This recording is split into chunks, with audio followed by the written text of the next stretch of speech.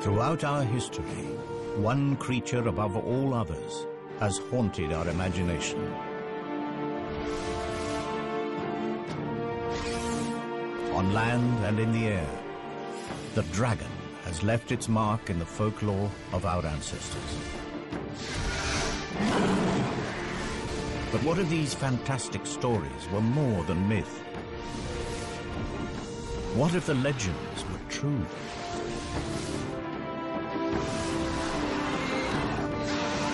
This is the story of a unique family that survived from the time of the dinosaur to make a final stand in the Middle Ages.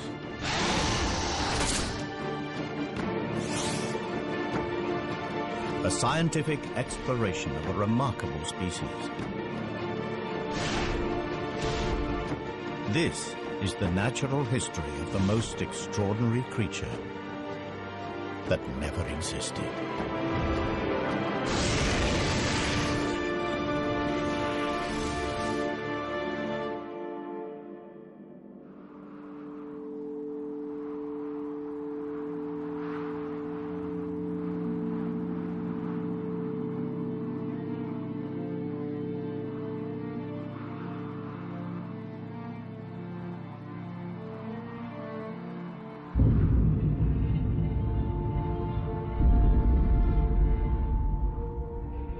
The Cretaceous period, a time when the world was ruled by the most fearsome predator that ever walked the earth. Tyrannosaurus Rex.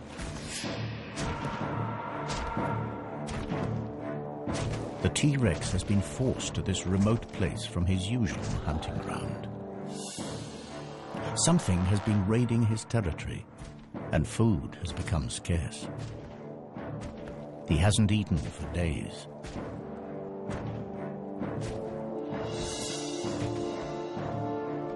At last, a potential kill. But the T-Rex is cautious. He has never seen a creature like this before.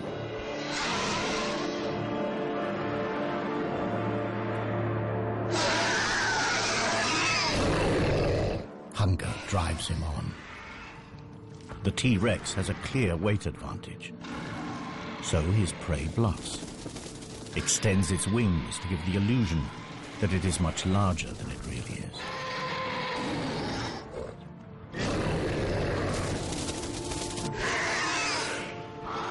But the T-Rex isn't buying it. So the creature tries a different tack.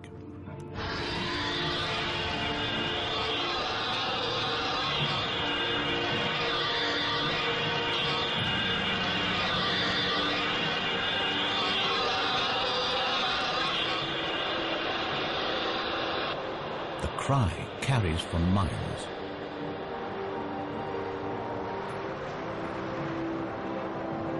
To this predator's sensitive ears, the sound is incredibly painful.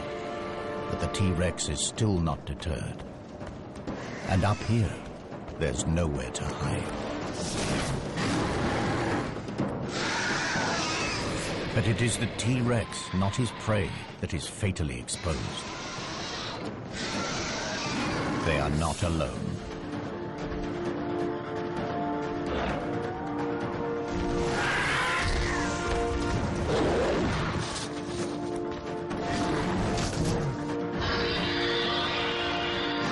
This is an adult female, a fully grown prehistoric dragon.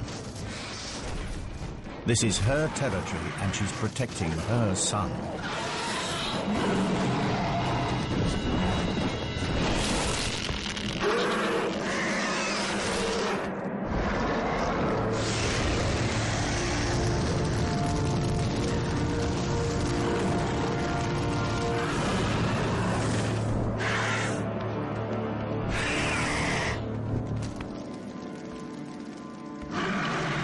The Tyrannosaurus will not last the night.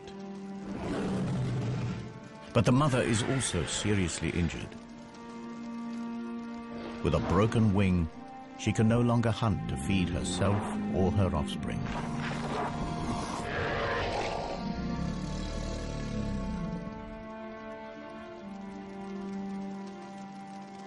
But 65 million years from now, the T-Rex's skull will inspire a theory in the mind of a brilliant young paleontologist.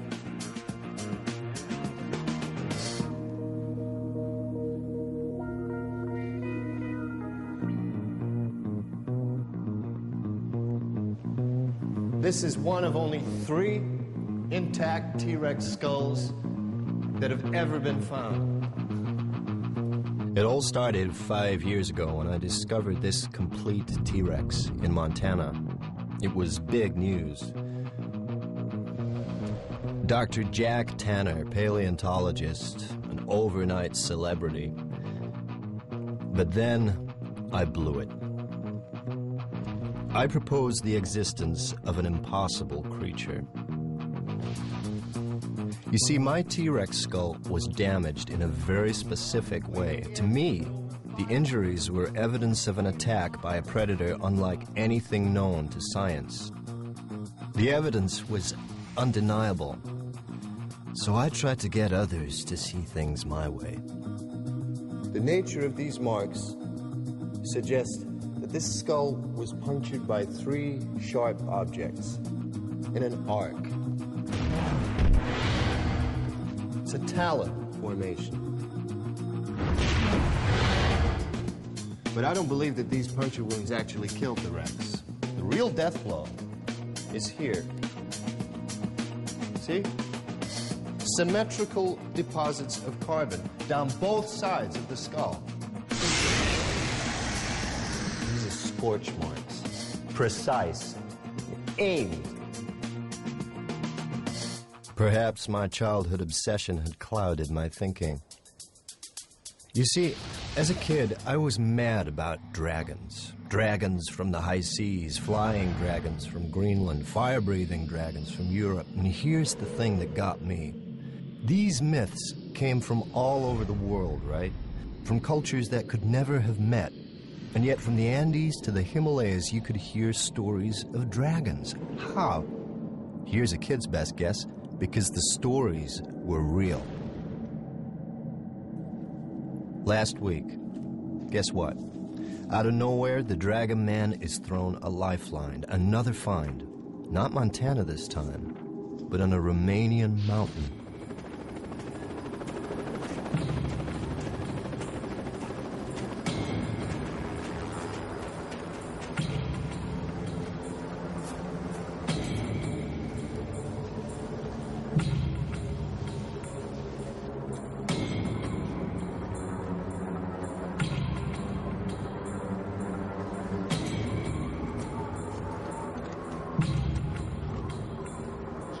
Extreme skiers had fallen into a network of ice caves.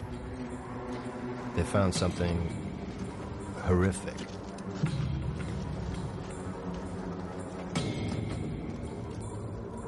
A body, and he wasn't wearing the latest lightweight thermals. It was ancient. There's nothing the police could do with a 15th century corpse. This was a case for historians, not detectives. But police being police, they couldn't resist a nose around. They uncovered a medieval crime scene. A massacre.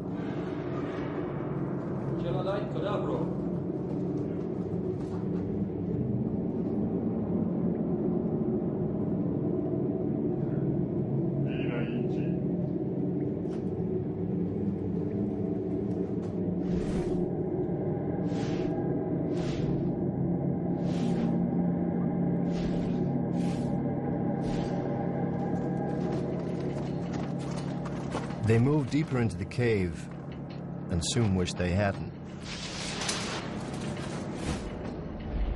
Now, I don't know the Romanian word for dragon, but someone said it.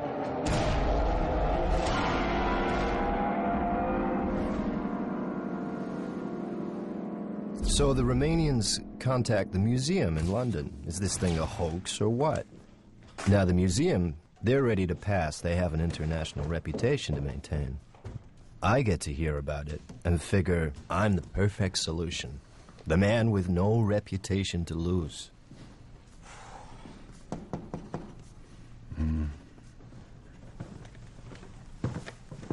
Have you seen the pictures? Every head of department has seen the pictures. And? Well, the museum's been formally asked by the Romanian authorities, in the strictest confidence, to help with this find. It's got them in quite a state. They don't know what they've got, and neither do we. Can I go? On the museum's behalf?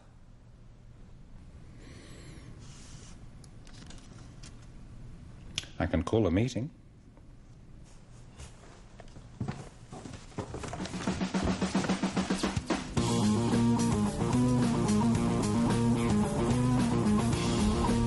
So here I am, with two of the museum's rising stars who see me as a bad career move. We've got strict orders. If this thing's of any interest, get it shipped back to London.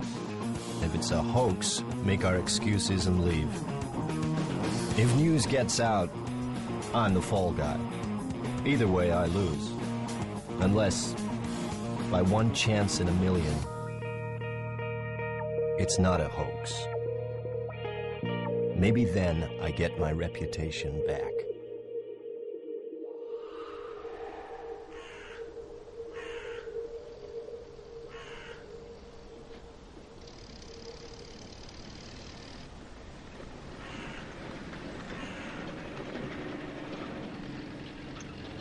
It starts badly.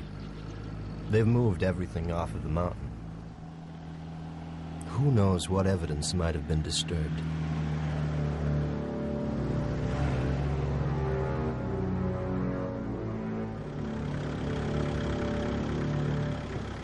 So we're in the backwoods, at a makeshift mortuary in an overgrown shed.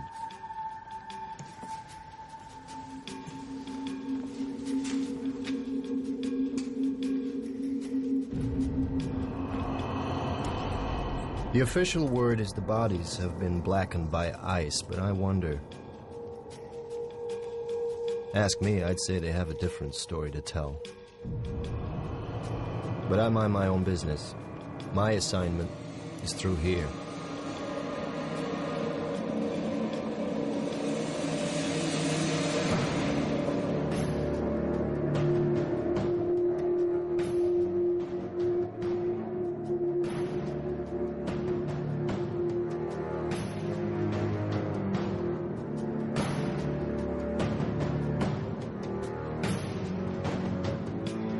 Nobody said anything about a whole carcass. It's massive. I can see why the Romanians were cagey. I should be too, if I had any sense. This has got to be a hoax. Hasn't it?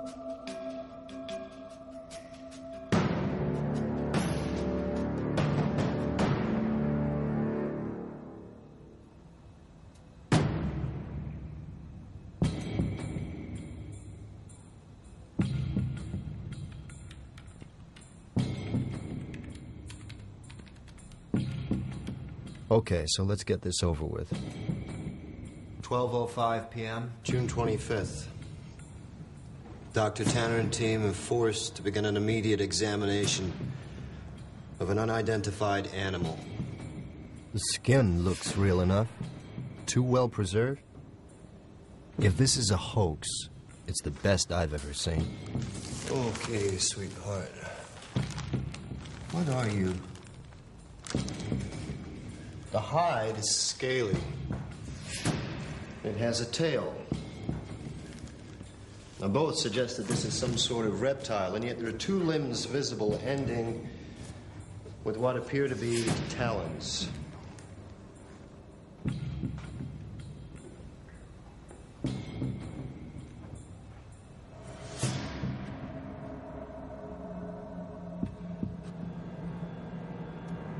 Now, these are general characteristics.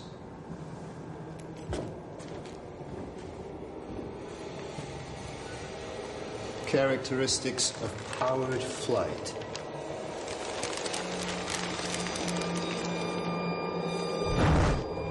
Could this thing really fly?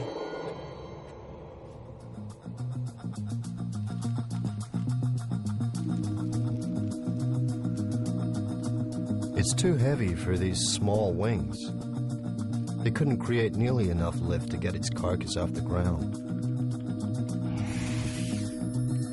You see, to fly, you have to obey the laws of physics. There is a relationship between weight, power, and wingspan. Wing measurements give us a wingspan under 20 feet. It's not enough. This creature looks built to fly. It's got all the parts, but at the moment they just don't add up. Estimated weight? I'm guessing 900 pounds, maybe 950. He's not gonna like this. Don't tell me. The wing-to-weight ratio is way out. Couldn't fly, right? It's too heavy. A creature with wings that can't fly. That spells trouble. 2 weeks have passed since his mother saved him from the T-Rex, and the young dragon is in trouble. His mother is dead. The injury to her wing proved fatal. He cannot fly, and with no one to hunt for him, he too will die. The smell from his mother's carcass is attracting scavengers. For the moment, they're just pterosaurs. But who knows what other creatures may pick up the scent. This dragon lost his mother at a critical moment. Somehow, he has to teach himself to fly before it's too late. And if he does get airborne, it will be thanks to one of nature's most astonishing feats of engineering. This just gets stranger by the minute. Internal scans show a massive heart. That's typical of flying creatures. Those chest muscles would need large quantities of oxygen-rich blood. Your bones are perfectly designed for flight, too. The internal structure is very specialized. It's honeycombed.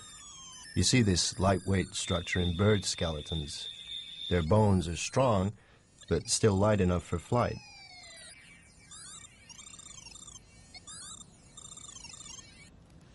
But you're still too heavy for those wings. Come on, what's your secret? Any good news? There's something unusual inside the chest cavity. What are these? The image is too fuzzy. We don't have time to speculate. I'm going inside.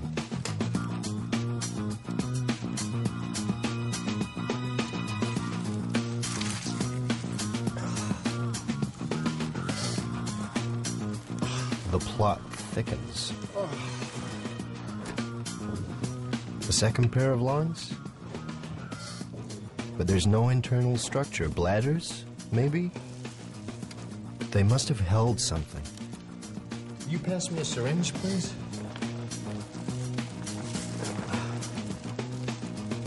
Thank you.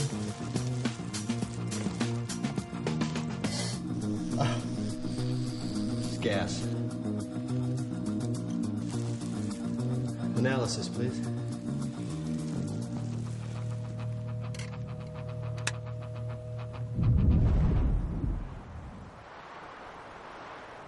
Unable to hunt, the young dragon exploits the only food available to him.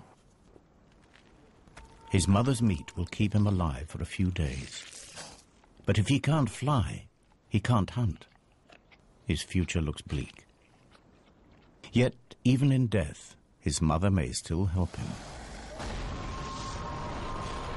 In their gut, all creatures contain bacteria that help them to break down food. And as they do this, they release gas. But the bacteria inside dragons are unique, and the gas they produce is special. It is channeled into 2 storage chambers, the dragon's flight bladders.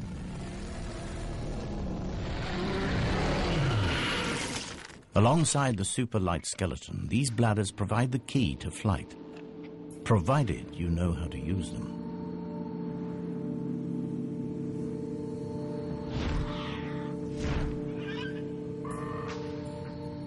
this young dragon will have to learn fast. The scent of his decomposing mother has attracted the most dangerous creature imaginable. An aging male dragon. Its broken horns and dull markings betray a dragon at the end of his days, and this is bad news for our juvenile. Continuous battles over territory mean that most males never reach old age. But this dragon is still around. He's a survivor, and he's hungry.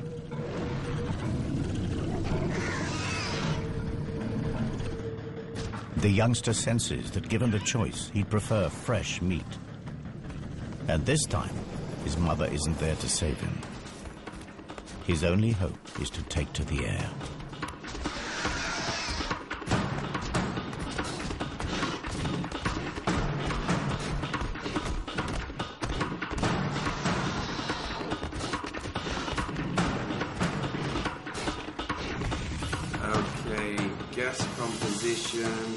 Predominantly hydrogen. Hydrogen. It's 14 times less dense than air. It's odorless, colorless. You put hydrogen in a balloon, what happens? It floats away, right? The juvenile heads for the trees. The old male cannot fly here.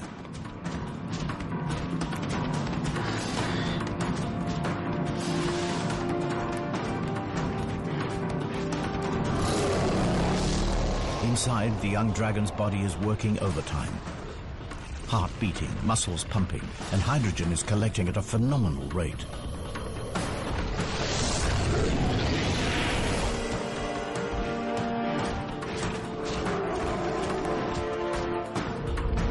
Fully expanded. What would you say is the cubic capacity of one of these things? 15 cubic feet. There are two. That's 30. 30 cubic feet. A pump full of hydrogen. What kind of lift does that give us? Not quite there, but maybe.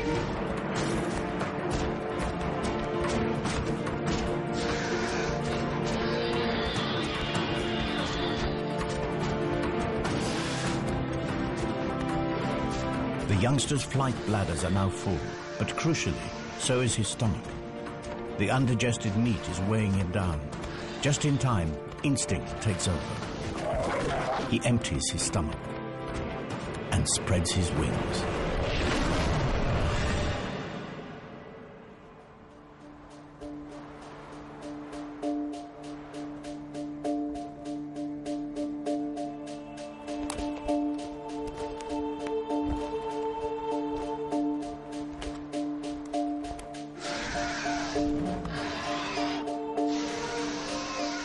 Exhausted, the old male abandons the chase. Our young dragon has found his wings, just in time, and for the very first time in his life.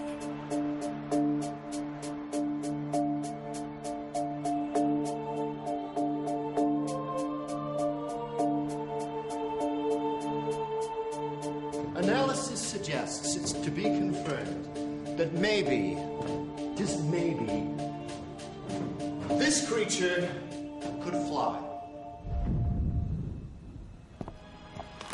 This is no hoax. This thing is for real. A gigantic flying lizard. Too much to expect that you could breathe fire, too.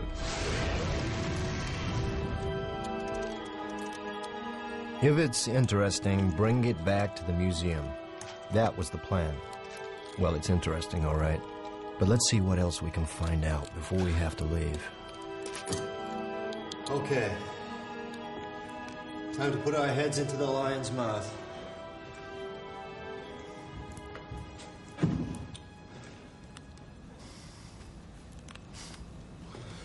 Was clearly a carnivore, a formidable predator. What's going on here? You've got incisors for ripping meat and molars, grinding teeth. Stingrays have the same kind of teeth for crunching rock-hard shells. What would a meat-eating predator want with teeth like these?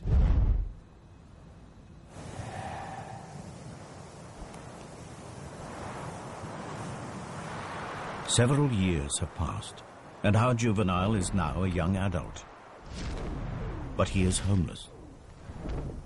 Without territory, he will never have a regular supply of food, and he will never mate. But his time has come. In the past, he has strayed accidentally inside the territory of dominant males. Today, there is no mistake. It is a daring act. Half of all young males are killed in territorial battles. The dull coat of adolescence has transformed into a vibrant display designed to intimidate rival males.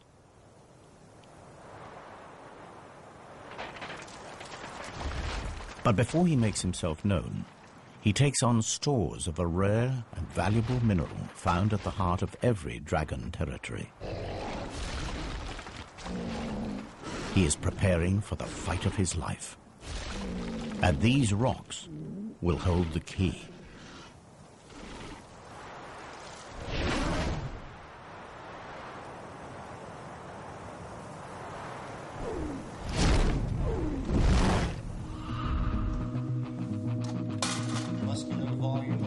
The inner surface of the mouth is incredible.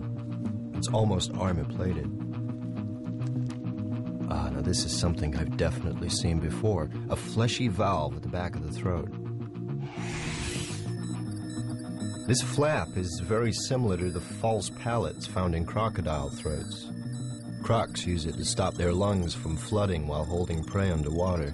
It's a very distinctive shape, and come to think of it, I think I've seen fossils of this somewhere. This is a highly specialized structure. Can you scout the excavations and dig sites, museums, see if anything like this bone has popped up anywhere else? Or maybe it's an adaptation. Maybe it wasn't used to prevent water flooding the lungs. Maybe it's to prevent a backdraft of fire from burning the throat. Boy, when you say it out loud, does it sound lame. It doesn't look like fire ever came out of this creature's mouth. There's no carbonized food residue, no signs of charring whatsoever. It's as if all the tools are here, they just haven't been used. Perhaps it didn't breathe fire at all. Well, maybe you're right.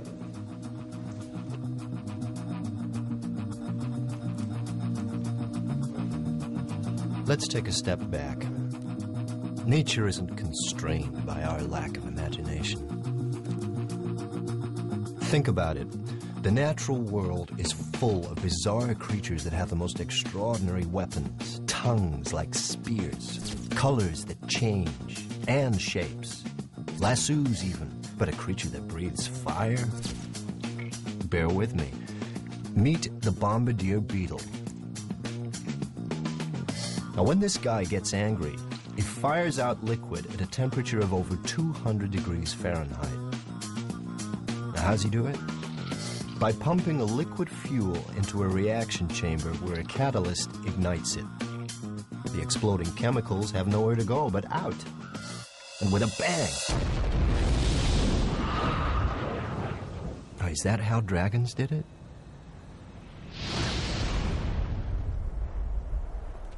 In the heart of his territory, the resident dragon, the alpha male, blasts a warning into the air. It signals that he is fit, healthy, and confident enough to waste precious fire on a display. The message is not lost on our young challenger.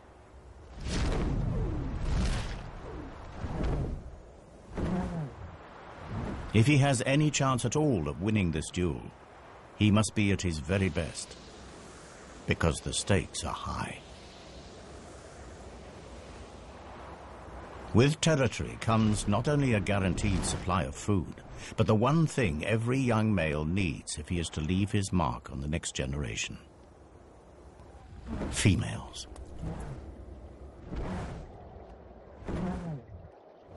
And this female is the reason he is here. She's in season, and for just 1 month will breed with the alpha male. He's killed for her before, and he'll do it again.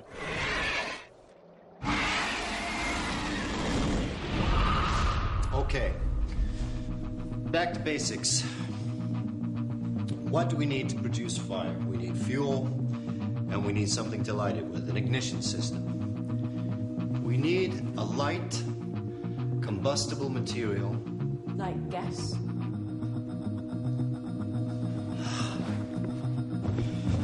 Now, what did you say was in these things? Hydrogen and methane? How could I have been so stupid? I need a light.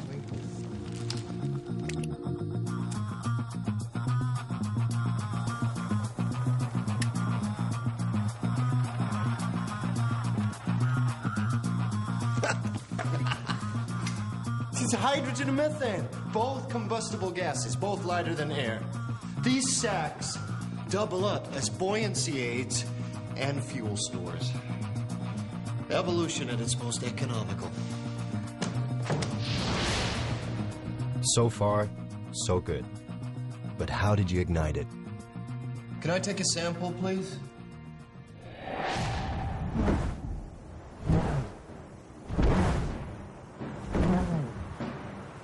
The alpha male is an experienced warhorse. With nothing to prove, he's lost the bright colors that mark out the young challenger.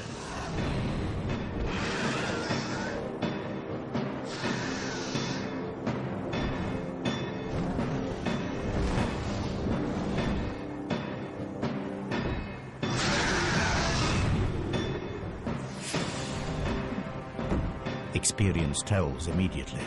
The alpha male catches our youngster with his first strike. Instinctively, the young dragon heads for cover. The cold, damp clouds will also dull the pain. But the alpha male is not without his problems. These dogfights are calculated affairs. The hydrogen in his fuel tanks also has to keep him airborne. Every blast of flame reduces his mobility.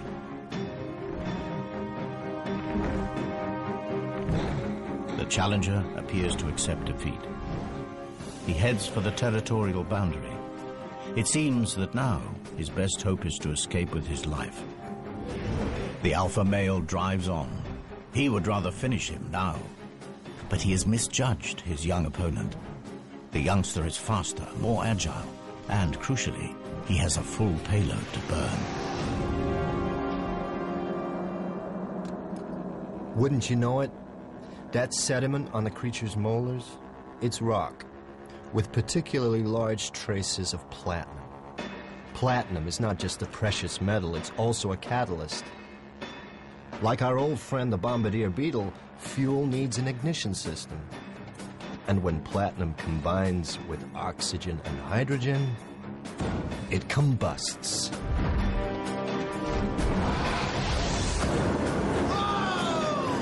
It produces fire.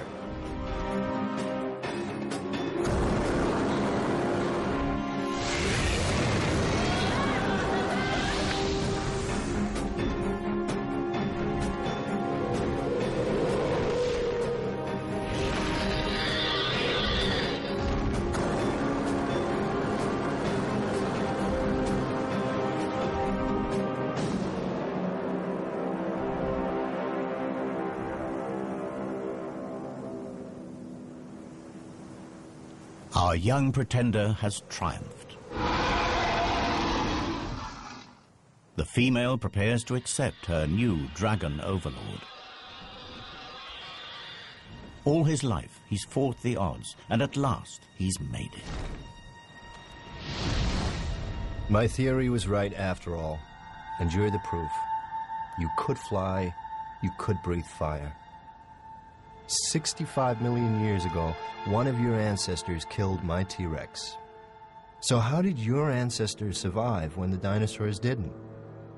The natural history of our planet tells me that it simply couldn't have happened. 65 million years ago, at the peak of our dragon's success, a curtain comes crashing down on the Cretaceous period.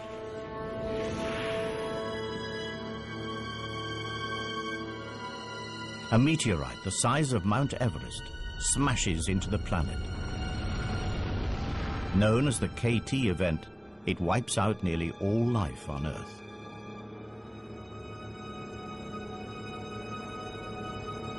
But somehow your species did survive. How?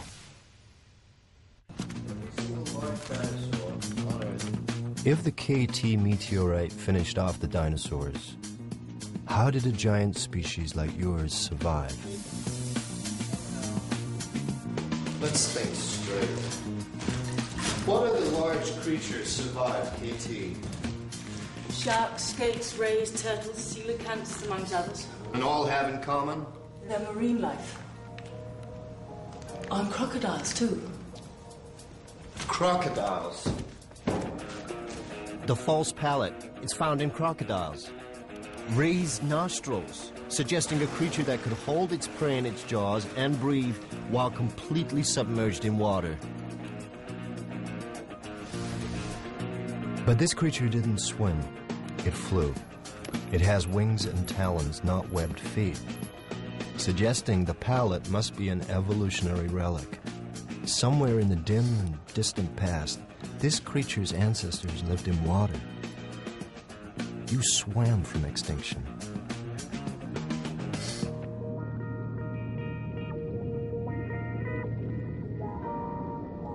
Water did indeed provide dragons with the escape route from one of the deadliest events in the Earth's history. But not the prehistoric dragon. The land-living dragon was indeed wiped out.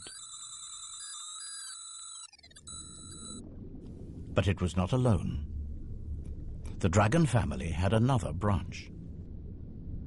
At the time of the KT catastrophe, the prehistoric dragon had a cousin, the marine dragon. Both species were descended from a common ancestor, but they followed very different evolutionary paths. The marine dragon lived in the sea, and life in the sea was less affected by the KT event.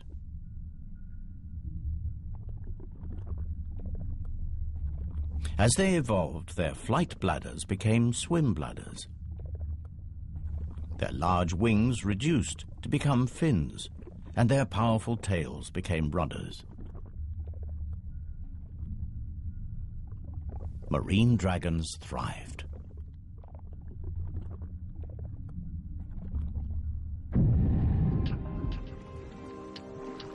Then, as global temperatures rose and the land recovered, some marine dragons returned to shallow waters.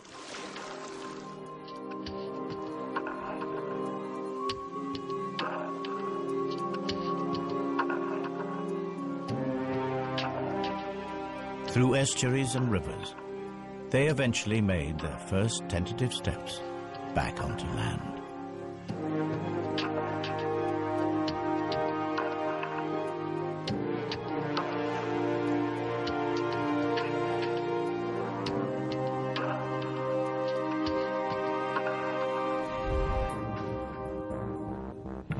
The sea serpent. Are the legends actually about marine dragons?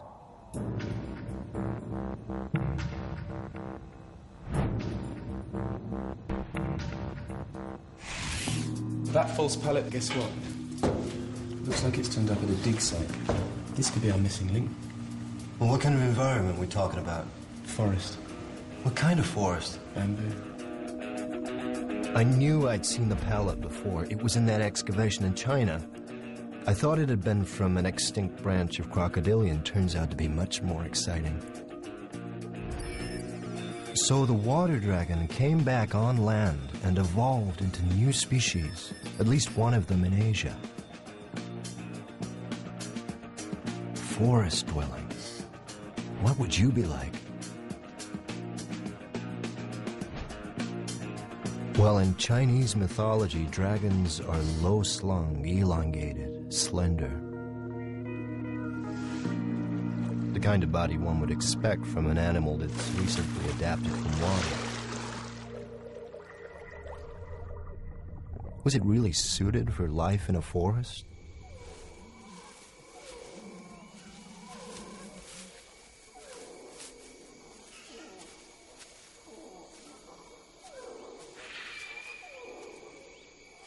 The dragons that return to land discover that the prehistoric world has changed. The era of the dinosaur is over, and a new order of animals has risen up to fill the void. Mammals. And mammals provide plentiful food for dragons. The trick is to catch them.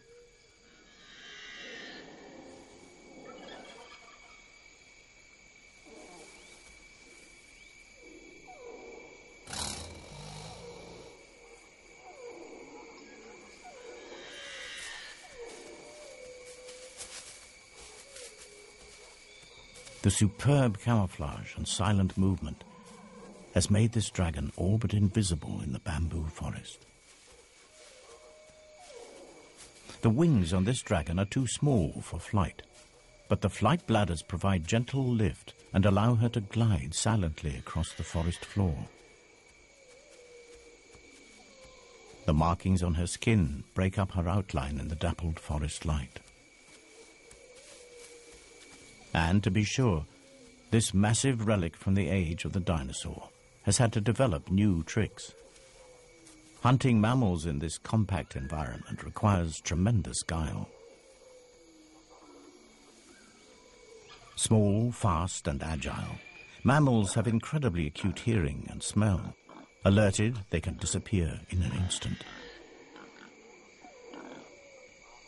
Positioning herself downwind from her prey, she lies in wait and listens intently.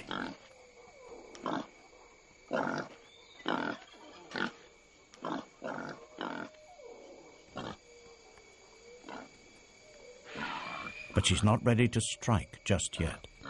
Not before unveiling a highly specialized weapon that gives her an edge against this wary prey.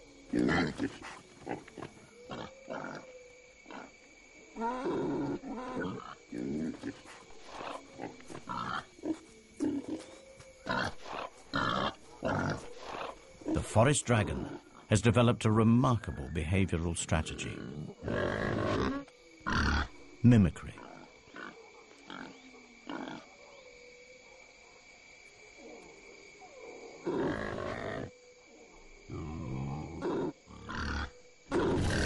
By carefully controlling the flow of gases from her flight bladder, she manipulates her voice and entices her prey.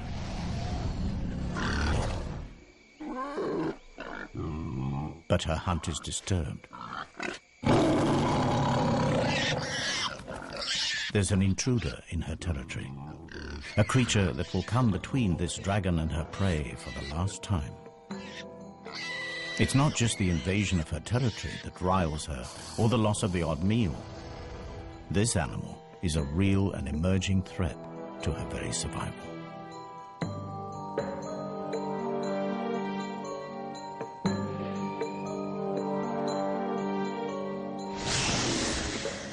A glide is the best her stunted wings allow. But she has the scent now and is determined to finish things.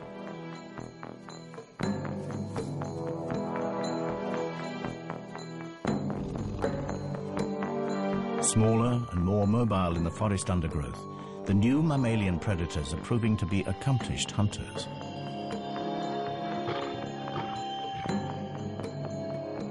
Left alone, these predators will outcompete her for food, and she would starve. She isn't going to let it happen. The dragon closes to striking range. She blends into her surroundings, unseen, but not unheard.